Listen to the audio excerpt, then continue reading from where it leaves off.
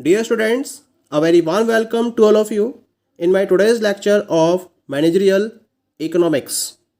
In this lecture, we will discuss upon the concept of monopolistic competition.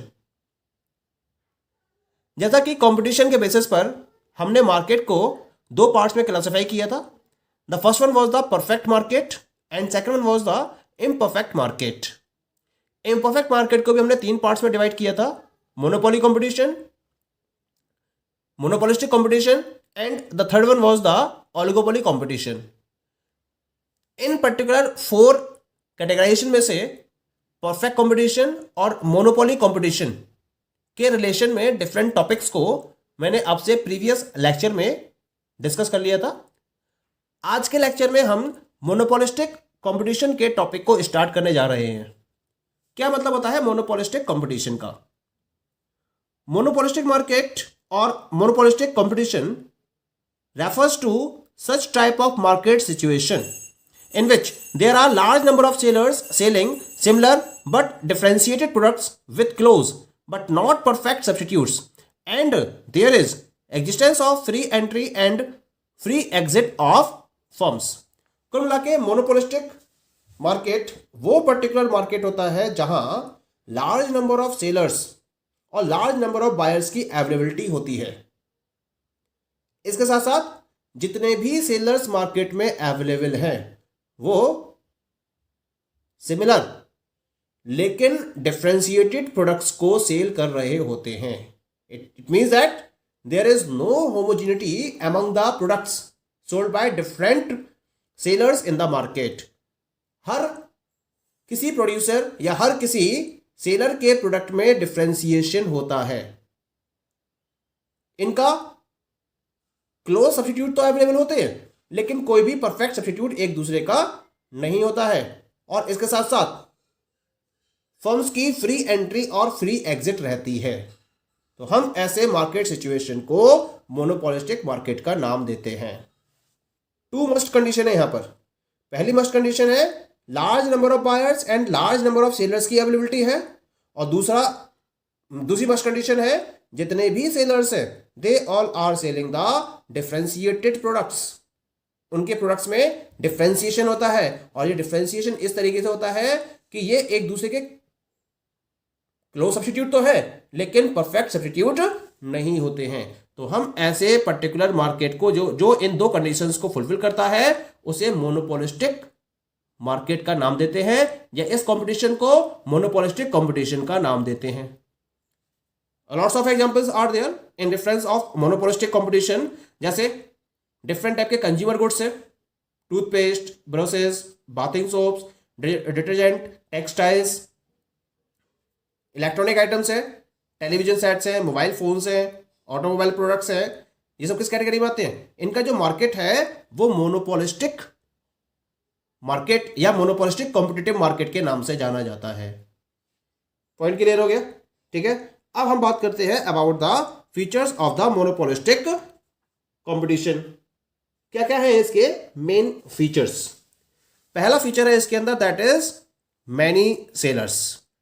That is very first must condition of the monopolistic competition कि market में अगर monopolistic competition है तो इसका मतलब there will be the availability of large number of sellers. Market में large number of sellers की availability होगी. That is the very first condition. अगर फ्यू सेलर्स है और number of firm sufficient quantity में अवेलेबल नहीं है तो ऐसे मार्केट को हम मोनोपोलिस्टिक मार्केट की कैटेगरी में नहीं रख सकते. इसके साथ साथ क्या होता है, क्योंकि लार्ज नंबर ऑफ सेलर्स है तो they are having a competition among them. तो उनके बीच में एक कंपटीशन भी रहता है प्रोडक्ट को सेल करने के रेफरेंस में. Okay. The next one is that is the product differentiation. ये सेकंड मोस्ट कंडीशन है. यानी कि जितनी भी फर्म्स या जितने भी सेलर्स मोनोपोलिस्टिक मार्केट में ऑपरेट कर रहे हैं वो डिफरेंशिएटेड प्रोडक्ट्स को प्रोड्यूस कर रहे होते हैं. इनके प्रोडक्ट्स में किसी भी टाइप की होमोजेनिटी नहीं होती है. अगर मार्केट में जितने नंबर ऑफ सेलर्स होंगे उतने ही डिफरेंशिएटेड प्रोडक्ट्स अवेलेबल होंगे. और ये प्रोडक्ट इस तरीके से होंगे कि एक दूसरे के क्लोज सब्स्टिट्यूट तो हो सकते हैं, लेकिन एक दूसरे के परफेक्ट सब्स्टिट्यूट्स नहीं हो सकते। अब ये डिफरेंशिएशन किस बेसिस पर हो सकता है? This differentiation may be on the basis of the quality of the product, design of the product, colour, style, trademark, trade names, patented features और any of the particular feature. कोई भी इसके अंदर प्रोडक्ट में कैरेक्टरिस्टिक्स में change किया जा सकता है, डिजाइन में चेंज किया जा सकता है, कलर में चेंज किया जा सकता है, स्टाइल में चेंज किया जा सकता है, और उसके बेसिस पर एक सेलर अपने प्रोडक्ट को दूसरे सेलर से डिफरेंशिएटेड वे में प्रेजेंट कर सकता है। तो हम इस फीचर को प्रोडक्ट डिफरेंशिएशन का नाम देते हैं। अगर प्रोडक्ट डिफरेंशिएटेड है तो यहां फर्म के अपने प्रोडक्ट के सेल करने के चांसेस ज्यादा बने रहते हैं। इसी वजह से प्रोडक्ट में डिफरेंशिएशन को फॉलो किया जाता है। अगर इस केस में कोई भी पर्टिकुलर फर्म या इंडिविजुअल फर्म अपने प्रोडक्ट के प्राइस में चेंज करती हुई है तो उसको अपने कस्टमर्स को लूज करने के चांसेस बहुत कम बने रहते हैं। क्योंकि होता क्या है कि अपने पर्टिकुलर फीचर के बेसिस पर ये एक स्पेसिफिक ग्रुप ऑफ कस्टमर्स को टारगेट करती है और उन्हें अपने प्रोडक्ट को कॉन्टिन्यूअस वे में सेल करती रहती है। तो अगर अपने प्राइस में कोई चेंज करती हुई है तो उस पर्टिकुलर प्रोडक्ट की क्वालिटी के बेसिस पर इसके कस्टमर्स दूसरे ब्रांड की तरफ स्विच नहीं होते हैं, क्योंकि वो इस पर्टिकुलर ब्रांड के लिए या इस पर्टिकुलर प्रोडक्ट के लिए अपनी स्ट्रॉन्ग प्रेफरेंस रखते हैं। यानी कि इन्हें प्राइस बढ़ा भी दिए तो उन पर बहुत ज्यादा इफेक्ट नहीं पड़ता है। जैसे आपने देखा होगा कि बहुत सारे जो पर्सन्स हैं they are going to the same physician, same barber की तरफ जाते हैं, सेम एजेंट की तरफ जाते हैं, सेम टीचर को फोकस करते हैं, सेम ग्रोसरी शॉप को फोकस करते हैं, सेम ब्रांड के डेंटल क्रीम को फोकस करते हैं, सेम ब्रांड के टूथपेस्ट को फोकस करते हैं। यानी कि जिस पर्टिकुलर ब्रांड की तरफ वो मेंटेन्ड है उसी ब्रांड को वो लगातार यूज करते रहते हैं उसके एक स्पेसिफिक फीचर की या यूनिक फीचर के बेसिस पर। तो अगर वो अपने प्रोडक्ट के प्राइस में चेंज करते हुए हैं तो भी ये कस्टमर्स स्विच नहीं करते हैं। तो इसी वजह से प्रोडक्ट में डिफरेंशिएशन को फोकस किया जाता है जिससे कि कस्टमर्स को प्रॉपर वे में मेंटेन किया जा सके। क्लियर? ये तो बात हो गई सेकंड फीचर की। अब हम बात करते हैं थर्ड फीचर की। The third feature is the sale promotion और सेलिंग कॉस्ट। क्योंकि यहां पर जितने भी सेलर्स हैं वो डिफरेंशिएटेड प्रोडक्ट्स को प्रोड्यूस कर रहे हैं, तो यहां हर सेलर एफर्ट करता है अपने प्रोडक्ट को मैक्सिमम क्वांटिटी तक सेल करने के लिए। और उसके लिए वो क्या करता है, अपने प्रोडक्ट के रेफरेंस में डिफरेंट टाइप के प्रमोशनल एक्टिविटीज को फोकस करता है, एडवर्टाइजिंग को फोकस करता है, सेल्स प्रमोशन स्कीम को फोकस करता है, पब्लिसिटी, पब्लिक रिलेशंस, ऐसे बहुत सारे टूल्स हैं जिसके बेसिस पर कोई भी पर्टिकुलर जो प्रोड्यूसर है वो अपने प्रोडक्ट को प्रॉपर्ली प्रमोट करना चाहता है।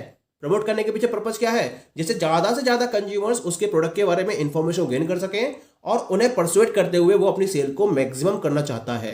और इस तरह से वो एक सेलिंग कॉस्ट को भी इसमें इन्वॉल्व कर लेता है, क्योंकि प्रमोशन करेगा तो ऑब्वियसली खर्चे होंगे और खर्चे होंगे तो ये सेलिंग कॉस्ट में इंक्लूड किए जाते हैं। पर्पस है अपने प्रोडक्ट को इस तरीके से फॉलो करना, प्रमोट करना, जिससे कि मैक्सिमम क्वांटिटी में उसके customers long period of time तक मेंटेन रह सके। इसी वजह से वो इस पर्टिकुलर प्रमोशनल एक्सपेंसेस को फॉलो करता है। क्लियर? ये इसका थर्ड फीचर है। और ये पर्टिकुलर जो एक्सपेंसेस हैं वो लगभग जितने भी सेलर्स हैं मार्केट में हर किसी के द्वारा फॉलो किए जाता है। The next one is the free entry and free exit. यानी कि मोनोपोलिस्टिक मार्केट में कोई भी फर्म जब आना चाहे तब वो एंटर कर सकती है और जब वो एग्जिट करना चाहे तब वो एग्जिट भी कर सकती है, बट दिस टर्म या this condition is in the long run. Short run में ये पॉसिबल नहीं होता है, लेकिन लॉन्ग रन में कोई भी नई फर्म अगर एंटर करना चाहे तो वो एंटर कर सकती है, और अगर उसे लगता है कि उसे प्रॉपर प्रॉफिट नहीं हो रहा है और एग्जिट करना चाहे तो वो एग्जिट कर सकती है। किसी भी टाइप का कोई भी रेस्ट्रिक्शन इस टाइप के मार्केट में अवेलेबल नहीं होता है। Point is clear? Now come to the next one, that is lack of perfect knowledge. सबसे बड़ी बात क्या होती है, यहां पर परफेक्ट नॉलेज नहीं होती है। जैसा कि परफेक्ट मार्केट में था, यहां बायर्स और सेलर्स दोनों को एक दूसरे के बारे में परफेक्ट इंफॉर्मेशन अवेलेबल थी, लेकिन यहां पर लार्ज नंबर ऑफ सेलर्स है और क्योंकि उनके प्रोडक्ट में डिफरेंशिएशन होता है तो इस डिफरेंशिएशन के बारे में हर कस्टमर को इंफॉर्मेशन अवेलेबल नहीं होती है, प्रॉपर इंफॉर्मेशन अवेलेबल नहीं है। जो बायर्स है वो सेलर्स के बारे में परफेक्ट नॉलेज नहीं रखते हैं। डिफरेंशिएशन इज देयर, और इस डिफरेंशिएशन के बेसिस पर हर फर्म अलग अलग प्राइस पर अपने प्रोडक्ट को सेल कर रही होती है. Okay, the next one is the non price competition. यानी कि मोनोपोलिस्टिक मार्केट में लार्ज नंबर ऑफ सेलर्स है, तो ऑब्वियसली उनके बीच में एक प्रॉपर कंपटीशन होता है, लेकिन ये परफेक्ट कंपटीशन नहीं होता है, क्योंकि यहां जो कंपटीशन होता है वो प्राइस के बेसिस पर नहीं होता है, बल्कि यहां जो कंपटीशन होता है वो प्रोडक्ट के फीचर्स के बेसिस पर होता है, उसकी क्वालिटी के बेसिस पर होता है, उसकी अवेलेबिलिटी के बेसिस पर होता है, उसके ब्रांड के बेसिस पर होता है. तो यहां प्राइस को कंसीडर नहीं किया जाता है जब कंपटीशन होता है, बल्कि प्रोडक्ट के फीचर को आगे करते हुए डिफरेंट फर्म्स कंपटीशन में इन्वॉल्व होती हैं. हर फर्म कोई ना कोई एक यूनिक फीचर के साथ में अपने प्रोडक्ट को मार्केट में अवेलेबल कराती है और उस यूनिक फीचर के बेसिस पर अपनी एक कॉम्पिटिटिव एज को फॉलो करते हुए प्रोडक्ट को सेल करती है. ऐसा नहीं कि एक फर्म अपने प्रोडक्ट को सेल करने के लिए अपने प्राइस में डिक्रीमेंट करेगी या इंक्रीमेंट करेगी और उसके बेसिस पर अपने सेल को इफेक्ट करेगी.